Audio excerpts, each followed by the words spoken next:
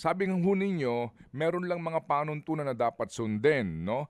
At kayo'y nagbibigay ng aplikasyon sa CHED. So kung kayo nagbibigay ng aplikasyon, automatic ho ba yun na pag nag-apply, basta compliant sa mga requirements at doon sa sinasabi po ninyo na 70% sa mga benepisyo ng mga manggagawa sa paaralan, automatic ho ba yun na approval o talagang nasa poder din nila na pwede sabihin, nag-apply kayo, sorry, no increase ngayong semester?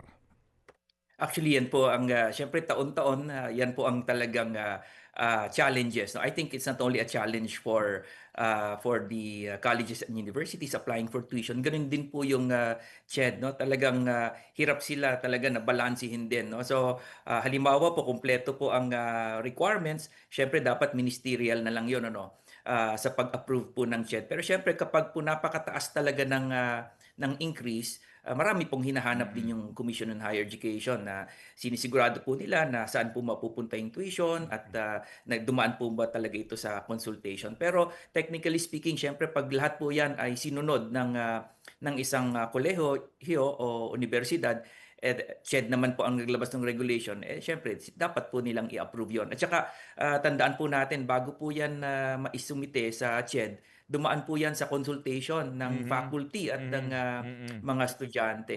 Kaya po talagang, syempre, pag compliant po sa sinabi ng CHED, wala po silang ibang dahilan. Otherwise, grave abuse of discretion po yun. Baka maging, basihan pa yan ng mga irregularities. So, dapat pong sundin nila ang sarili po nilang memorandum order. Mga kapatid, patuloy po kayong tumutok sa 105.9 True FM para sa totoong balita, informasyon, music, and entertainment. Mag-subscribe sa aming YouTube channel at podcast at sundan nyo kami sa Facebook, Instagram, X at TikTok sa True Network PH. Bisitahin din po ang aming official website, truefm.ph. At panoorin din kami sa True TV Signal, Channel 19. Kami po ang 105.9 True FM.